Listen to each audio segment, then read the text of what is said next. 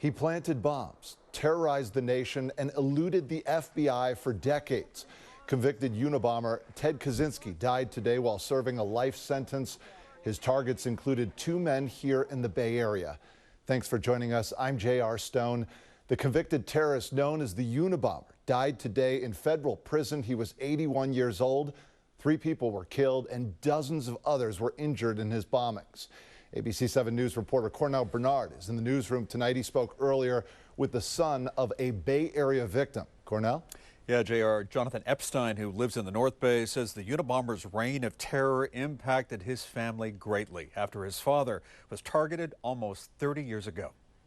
My first reaction was that finally we could close the chapter on this part of our life. Jonathan Epstein says the death of Ted Kaczynski, the man known as the Unabomber, means closure for his family. I was glad to hear the news. His father, UCSF geneticist Dr. Charles Epstein, was a target of the Unabomber in 1993 when a package was delivered to the family's Tiburon home. I was driving across the Golden Gate Bridge when I was called by my aunt, I believe, who said my father had opened a mail bomb. Dr. Epstein was severely injured and lost fingers in the blast. Jonathan says there was no reason for the attack because his father's research was focused on understanding Down syndrome.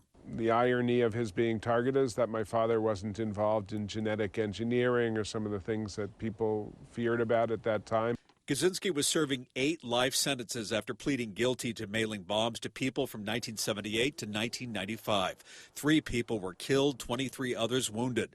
Kaczynski, who lived as a recluse in a sparse cabin in Montana, explained his motivation for the killings as being rooted in hatred of the modern world and technology. He sent a 35,000-word essay to the FBI explaining his motives, which became known as the Unabomber Manifesto. They called him the Unabomber, the FBI did, because at least initially some of his targets were universities. Hey, guys, come on! Former ABC 7 News reporter Laura Anthony covered the Unabomber's trial in Sacramento.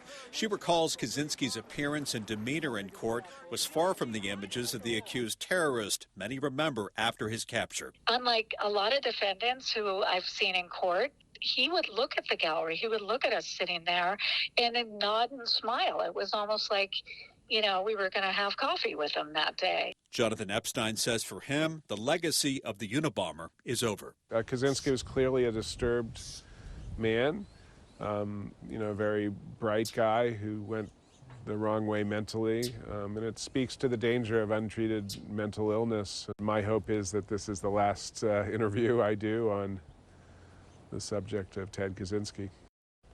Yeah, Jonathan says his father returned to work after a long recovery. He passed away in 2011. He says his father did not want to be defined as a Unabomber victim, instead by his contribution to science.